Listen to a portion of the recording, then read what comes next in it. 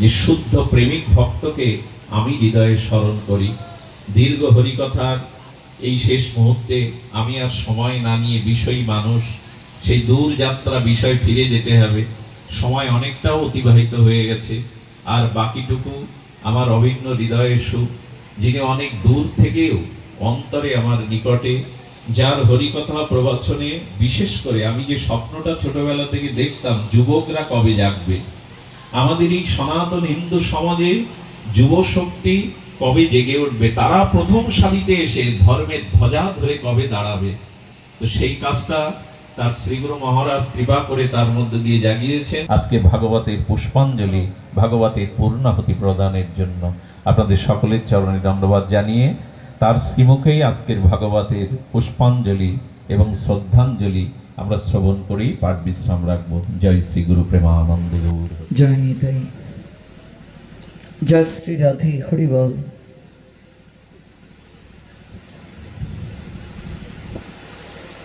সংসার দাবানল সন্তপ্ত, লোক সকলের পরিত্রাণের জন্য, যে কারুণ্য বাড়িবাহ তরলত্ব প্রাপ্ত হয়ে কৃপা বাড়ি বর্ষণ করেন, আমি সেই কল্যাণ গুণনিধি আভার পঞ্চেরি পরম দয়াল শ্রী গুরুদেব, অস্মদীয় শ্রী গুরুদেব ওম বিষ্ণুপাদ পরমহংস পরিব্রাজক অষ্টোত্তর শত শ্রী শ্রীল ভক্তি প্রপন্ন জ্যোতি গোস্বামী মহারাজের রাতুল আতুল চরণে পূর্ণভাবে আশ্রয় গ্রহণ পূর্বক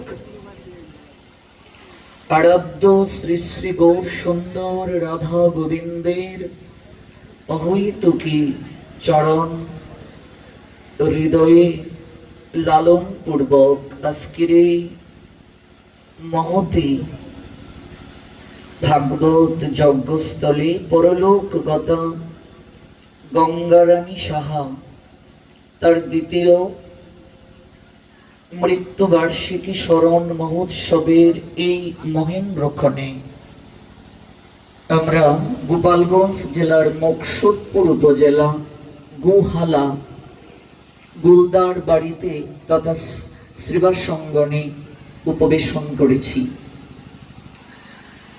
বহুদিনের একটা হৃদয় মাঝে লালসা ছিল। সেই লালসাটা হলো শ্রদ্ধাস্পদে শ্রীপাদ বিল্বমঙ্গল দাস বাবাজি মহাত্মন, তিনি বেশ পিঠে অপ্রাপ্তকৃত ভাগবত রসমৃত আস্বাদন করবেন, আর আমি একটু শ্রোতার আসনে বসে শ্রবণ করব। এটা আজ থেকে নয়, বহুদিন যাবৎ হৃদয় মাঝে লালসাটা ছিল।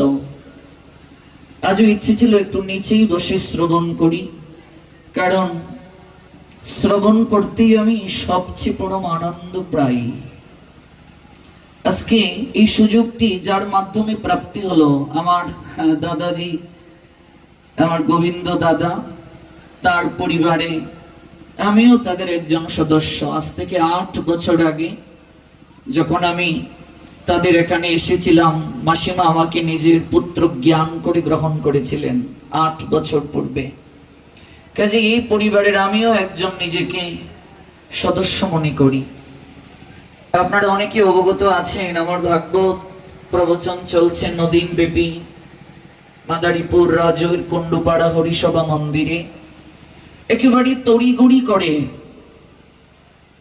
পাঠটা শেষ করে, 1 ঘন্টার ন্যায় পাঠটা শেষ করে কখন জানি আসবো চাতক পাখির ন্যায়। চাতক পাখি যেমন গগন পানে তাকিয়ে থাকে কখন বৃষ্টির বাড়ি দ্বারা নামবে, আর সেই বাড়ি দ্বারা দ্বারা সে তৃষ্ণা নিবৃত্ত করবে। চোখের সামনে খাল বিল নদী নালা এত জল, এরপরও তার তৃষ্ণা নিবৃত্তি হয় না, গগন পানে তাকিয়ে থাকে। আমিও যেন তৃষ্ণার্ত, কখন যাব।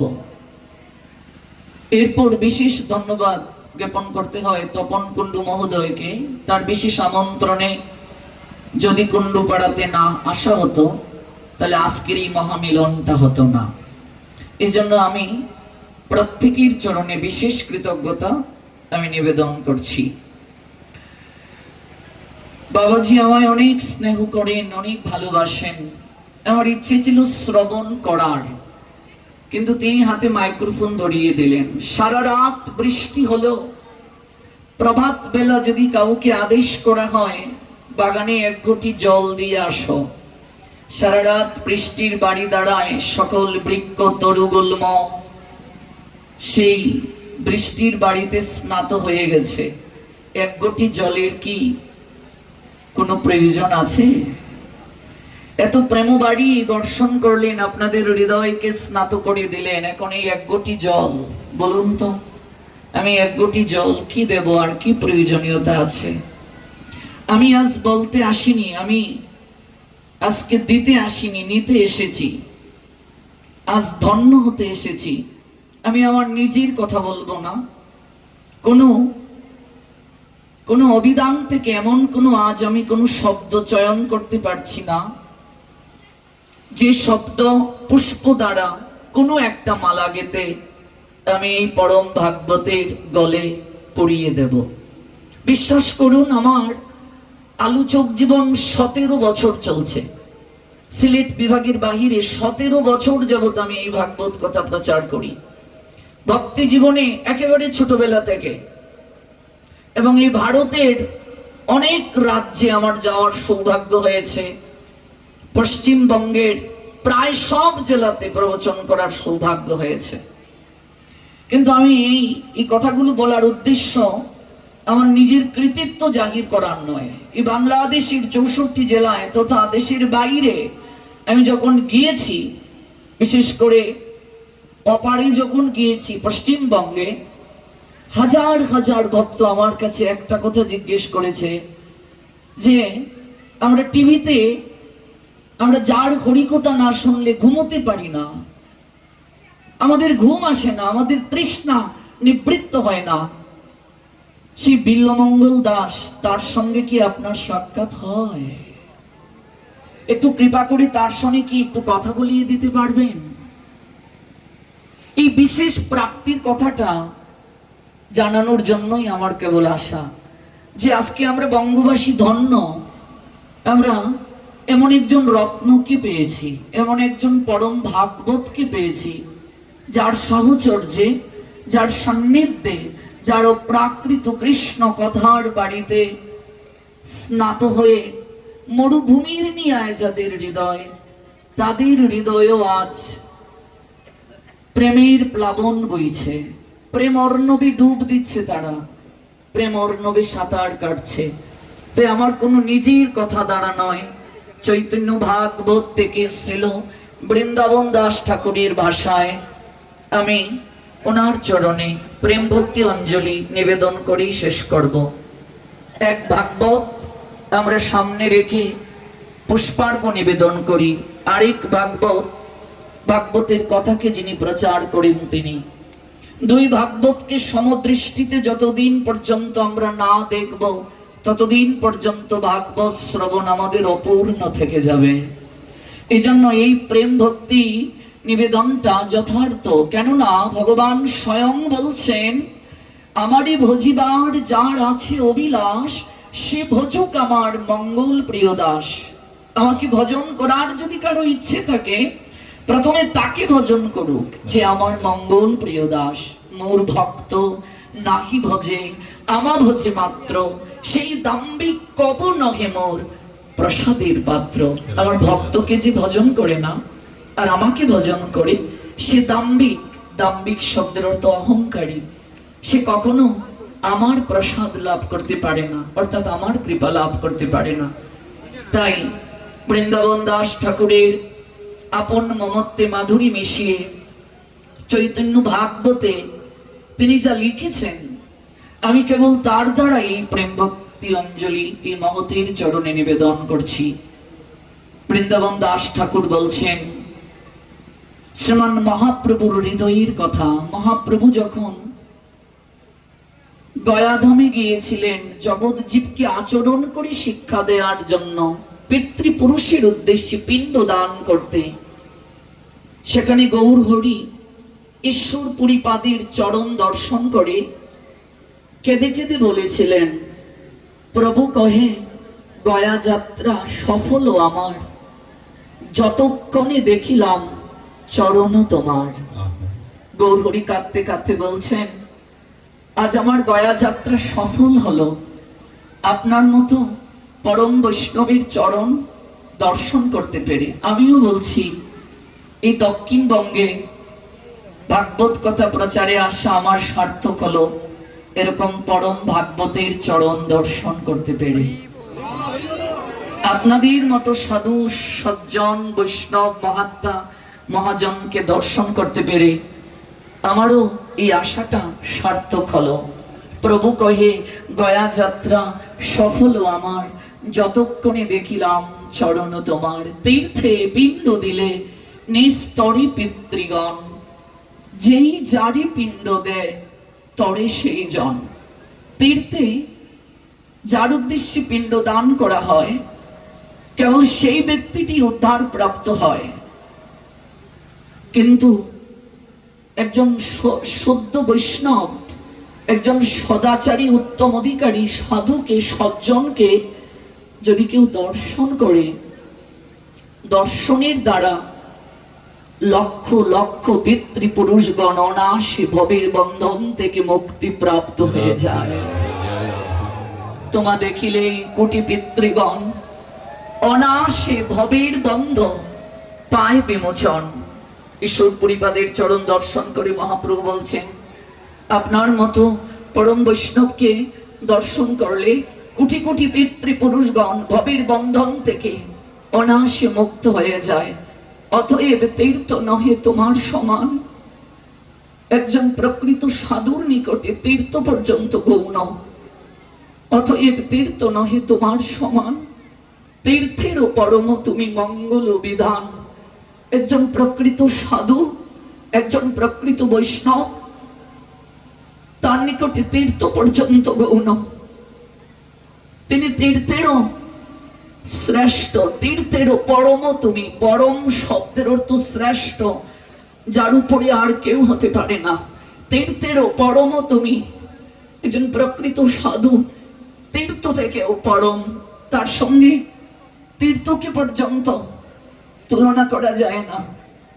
মহামন্ত্রী বিদুর, পরম জ্ঞানী বিদুর যুধিষ্ঠির মহারাজকে প্রার্থনা জানিয়েছিলেন যে আমি একটু তীর্থে যাব। যুধিষ্ঠির করজুনি বলেছিলেন, কাকাশ্রী আপনি তীর্থে যাবেন, আপনি যেখানে দণ্ডায়মান হন সকল তীর্থ তো সেই জায়গায় চলে আসে। আপনি তীর্থে পবিত্র হওয়ার জন্য যাবেন না, তীর্থকে পবিত্র করার জন্য যাবেন। কাজেই এই বেশপিঠে যিনি বসা, তিনি যেখানে যান পবিত্র করার জন্য। আমরা পবিত্র হওয়ার জন্য ছুটে আসি। তীর্থেরও পরম তুমি মঙ্গল বিধান। কাজে আজকে আমি একটা বিশেষ প্রার্থনা ওনার চরণে এবং ওনার মাধ্যমে আপনাদের কাছে নিবেদন করে আমি শেষ করব। শ্রীমান মহাপ্রভু ঈশ্বর পুরীপাদের কাছে যে ভিক্ষাটা চেয়েছিলেন, আমার তো নিজের হৃদয় থেকে কোনো শব্দ চয়ন করে, কোনো বাক্য এই বদন দিয়ে আমি উচ্চারণ করে আমি প্রার্থনা জানাতে পারবো না, আমি অক্ষম। কেবল গৌর হরির প্রার্থনাটা আমি জানাচ্ছি। গৌর হরি তিনি যে প্রার্থনাটা করেছেন এটা আমারই প্রার্থনা, আপনারই প্রার্থনা। গৌর হরি সেদিন ঈশ্বর পুরীপাদের চরণ প্রান্তে বসে কেঁদে কেঁদে উত্তরীয় পেতে ভিক্ষা চেয়েছিলেন।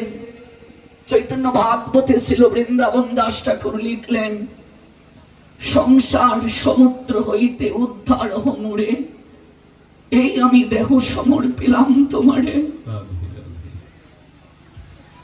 হে বৈষ্ণব মহাত্মা, এই সংসার সমুদ্রে অনাদিকাল থেকে আমি ডুবে আছি। এই অকুল অর্ণবের সাত্রে পার হওয়ার সামর্থ্য আমার নাই। সংসার সমুদ্র হইতে উদ্ধার হমুরে একমাত্র আপনিই পারেন আমাকে এই সমুদ্র থেকে উদ্ধার করতে। কারণ কৃষ্ণ সে তোমার, কৃষ্ণ দিতে পারো সে শক্তি তোমারও আছে। আমি তো কাঙ্গাল, কৃষ্ণ কৃষ্ণ বলে ধাই তবু পাছে পাছে। একমাত্র আপনিই পারেন এই সংসার সমুদ্র থেকে আমাকে উদ্ধার করতে। এই আমি দেহ সমর পেলাম তোমারে, আমার দেহ আমার মন সকল কিছু আমি আজ আপনার চরণে সমর্পণ করে দিলাম। আমার একটা লালসা, কৃষ্ণ পাদ পদ্মের অমৃত রসপান আমারে করাও তুমি এই চাহিদান। আমি বড় কাঙ্গাল, আমি বড় গরিব জগতের বুকে, তার মতো কাঙ্গাল আর কেউ নেই যে কৃষ্ণ প্রেমধনে ধনী হতে পারে নাই। আমি বড় কাঙ্গাল, আমার মতো পতিত জগতে আর কেউ নাই। আমার হৃদয়ের কথা যেন রূপ সনাতন বলেছিলেন গৌর হরির চরণে। শুনেছি জগাই মাধাই কেউ তুমি নাকি উদ্ধার করেছ, তোমাকে পতিত পাবন বলা হয়। তোমার পতিত পাবন নামটি এখনো সার্থক হয়নি প্রভু। আমার মতো পতিতকে উদ্ধারে কোনো বাকি রয়ে গেছে, তাই তোমার পতিত পাবন নামটি তুমি আমাকে উদ্ধার করে সার্থক করো। কৃষ্ণ পাদ পদ্মের অমৃত রসপান আমারে করাও তুমি এই চাহিদান। আর কিছু চাই না, একটাই প্রার্থনা, গুরু বৈষ্ণবের নৈকট্যে। আর কোনো প্রার্থনা হওয়া উচিত নয়। জড় বাসনা, জড় চিন্তা, গ্রাম্য কথা, বিষয়ের কোনো চাহিদা পূরণের নিমিত্তে কোনো মনোরথ জানানো জ্ঞানের পরিচয় নয়। একটাই কেবল প্রার্থনা হওয়া উচিত। আমরা এই প্রার্থনাটাই জানাবো। আজকে পরম ভক্ত প্রবর, পরম ভাগবত আজকের কথা ব্যাসপীঠকে যিনি আলোকিত করেছেন শ্রীপাদ বিল্বমঙ্গল দাসজির নৈকট্যে কৃষ্ণ পাদপদ্মের অমৃত রসপান আমারে করাও তুমি এই চাহিদা। আর একটা বিশেষ প্রার্থনা, দবির কাশ সাকর মল্লিক তখনও রূপ সনাতন হন না, অমরার সন্তোষ যখন প্রথম গৌর হরির সঙ্গে সাক্ষাৎ করার জন্য গিয়েছিলেন, এই মাথার মাঝে দুই ভাই দুটি বোঝা বহন করে নিয়ে গিয়েছিলেন। আর এই দন্ত দ্বারা এক খণ্ড তৃণ চিবিয়ে ধরে ও দূরে দাঁড়িয়ে আছেন। মহাপ্রভু একটি আসনে বসা, কিন্তু অমরার সন্তোষ অর্থাৎ রূপ সনাতন সামনে যাওয়ার সাহস পাচ্ছেন না। অদূরে দাঁড়িয়ে আছেন, নয়ন দিয়ে কেবল অজর দ্বারায় অশ্রু ঝরছে। মনে রাখবে, প্রীতি যেখানে গভীর, প্রকাশ ভঙ্গিমা সেখানে অনেকটা নিস্তব্ধ হয়ে যায়। যে অত্যন্ত বাগ্মী তিনিও যেন নীরব হয়ে যান, নিথর হয়ে যান, মুখ দিয়ে কোনো বাক প্রকাশিত হয় না। তখন প্রকাশ ভঙ্গিমা কিসে হয়? ডক্টর মহানামব্রত ব্রহ্মচারী তার প্রেম যোগ গ্রন্থে বলছেন, তখন নয়নের অশ্রুই যেন বাক হয়ে ঝরে পড়ে। রসিক যে সে অনুভব করতে পারে এই অশ্রুর ভাষা, নয়নের অশ্রুর ভাষা সবাই উপলব্ধি করতে পারে না রে মা। কেবল রসিক জন যারা তারাই উপলব্ধি করতে পারে। কাজী রসিক শেখর গোবিন্দের এই অপ্রাকৃত রসশাস্ত্র, ভক্তিশাস্ত্র, ভাগবত রসিক ভক্ত জনের জন্য, আর কারো জন্য নয়। রসিক জনের জন্য। আপনারা যারা রসজ্ঞ, আপনারা যারা রসিক, কেবল আপনাদের জন্য। সুধীর ভোক্তা যারা, সুধীজন যারা, আপনাদের জন্য। রূপার সনাতনের নয়ন দিয়ে টপ টপ করে অশ্রু ঝরছে। শ্রাবণের বরিশনের নিয়ায়, শ্রাবণে যেমন বরিশন, এমন ভাবে হৃদয়ে যেন চাচ্ছে কবিগুরুর ভাষায় বলতে, আমার মাথা নত করে দাও হে তোমার চরণ ধুলার তলে, সকল অহংকার হে আমার প্রভু ডুবাও চোখের জলে। আমার যত অহংকার আছে নয়নের জলে ধুয়ে মুছে তুমি পরিষ্কার করে দাও। নয়ন দিয়ে অশ্রু ঝরছে শ্রাবণের বরিশনের নিহায়, কোনো কথা বলতে পারছেন না। দুবাইয়ের মস্তকে দুটি বোঝা দন্ত দ্বারা তৃণকে চিবিয়ে ধরেছেন। মহাপ্রভুর কাছে যেন রূপ সনাতন জানাচ্ছেন, প্রভু গো, অনন্ত জনমের বিষয়ের বোঝা অনাদিকাল থেকে বহন করে আসছি প্রভু। এই বোঝা কার চরণে অর্পণ করব? এতদিন এমন কোন রসিক শেকড়কে আমি খুঁজে পাইনি। কবে যে ঘর থেকে বের হয়েছিলাম, এই বোঝা বহন করতে করতে ক্লান্ত, বোঝা নামিয়ে আবার আপন ঘরে ফিরতে চাই। বেলা যে আর বেশি নাই প্রভু, তাই আজ এসেছি অনন্ত জনমের বিষয়ের বোঝা তোমার চরণে অর্পণ করে দেওয়ার জন্য। তাকিয়ে দেখো প্রভু, আমরা মানুষ নই, আমরা পশু, পশু তৃণভোজী আমরা। তাকিয়ে দেখো, আমরা মানুষ নই, আমরা পশু, গাধা, গাধার নিয়ে অনন্ত জনমের বিষয়ের বোঝা দহন করছি। আর এক গুচ্ছ তৃণ আস্বাদন করে পরম তৃপ্তি পাচ্ছি। তাকিয়ে দেখো, তৃণভোজী প্রাণী তৃণ যখন নেয় তখন মস্তকটাকে নিচু করে তৃণ নেয়, উঁচু করে তৃণ নেওয়া যায় না। তাই মস্তকটা নিচু করে দন্ত দ্বারা দুই ভাই তৃণকে চিবিয়ে দুটি বোঝা মস্তকে স্থাপন করে আমার প্রেমের ঠাকুর গুড়ার সম্মুখে দাঁড়িয়ে আছেন। কোনো কথা নাই, চুকে চুকে কথা হচ্ছে। আজ অশ্রু আজ বাক হয়ে শ্রীমন মহাপ্রভুকে প্রার্থনা জানাচ্ছে। অশ্রু বাক্য পুষ্প যেন আজ গৌরহরির চরণে অঞ্জলি নিবেদন করছে। প্রভু গো, অনাদিকাল থেকে বিষয়ের বোঝা বহন করে চলছি। আজ একটু এই বোঝা নামিয়ে, আজ একটু আমি এই বোঝা নামিয়ে কিছুটা সময়ের জন্য বিশ্রাম চাই প্রভু। জনম মরণ চাই না প্রভু, তোমার পদে শরণ নিলাম। কবে বৃন্দাবনের পথে পথে গাইব রাধা নাম, কবে হরি বলবো আর মদন মোহন হেরিব গো। আমি এই রূপেতে ব্রজের পথে চলিব গো। কবে রাধিকা গোবিন্দ বলে কাঁদিব উচ্চেশ্বরে। বলো না, ভিজিবে সকল অঙ্গ নয়নের নীরে। কবে আমার সেই দিন হবে বলো না। আজ সেই বোঝা বৈষ্ণবানুগত্যে গৌরহরির চরণে আমরাও নামাতে এসেছি। কারণ ভগবান তার কথা আলোচনা করলে যতটা না আনন্দ প্রাপ্ত হন, তার শুদ্ধ ভক্তির কথা আলোচনা করলে অধিক থেকে অধিকতর আনন্দ প্রাপ্ত হন। আজ কেবল এই অপ্রাকৃত প্রেমাঞ্জলি, অপ্রাকৃত ভক্তি অঞ্জলি, আজ এই কামনা বাসনার বোঝা, বিষয়ের বোঝা, আমিত্বের বোঝা, আহাজারি সব নিবেদন করে আপনাদের চরণে ক্ষমা ভিক্ষা চেয়ে নিচ্ছি। আমি আপনাদের সময়টাকে কেবল ক্ষেপণ করলাম। আমার জন্য কৃপা আশীর্বাদ করবেন। জন্মে জন্মে সাধু সঙ্গে যেন রতি থাকে, মতি থাকে, সারাটা জীবন যেন এই পথে থাকতে পারি, এই পথটা থেকে যেন কোনোদিন বিস্মৃতি না হয়।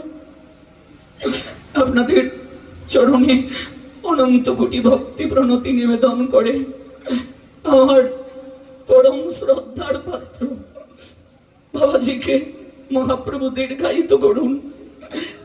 সমাজের মানুষ তার কাছ থেকে আরো অনেক কিছু পাওয়ার বাকি আছে। তিনি যেন অচিরেই মুক্ত হয়ে স্বাধীনভাবে এই সমাজের তরে জগতের কল্যাণে আরো সময় দিতে পারেন, এই প্রার্থনা নিবেদন করে আজকে এখানেই বিশ্রাম টানছি।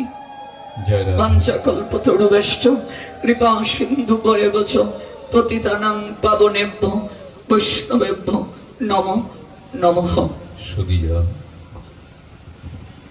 সনাতন গোস্বামী তার শ্রী বৃহৎ ভাগবতামৃতে তিনি উচ্চারণ করেছিলেন প্রেম বা প্রেমের পাত্রকে।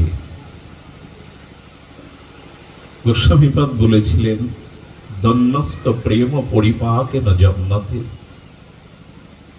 যিনি সর্বগুণে গুণান্বিত, সর্বগুণে উৎকর্ষ প্রবর হয়েও যার ভিতরে দীনতা আছে, ধন্যতা আছে, সেখান থেকেই প্রেমের উৎপত্তি হয়। আজ যার শুভাগমনে এই ভাগবত নিকেতনে ভাগবত ভক্তি যজ্ঞের পূর্ণতা পেল, একটি কথা বারবার মনে পড়ছে। বারাণসীতে শ্রীমান মহাপ্রভুর চরণে সমর্পিত হওয়ার জন্য গোস্বামীগণের অন্যতম ত্যাগ বৈরাগ্যের পরাকাষ্ঠা সনাতন গোস্বামী দাঁড়িয়েছিলেন।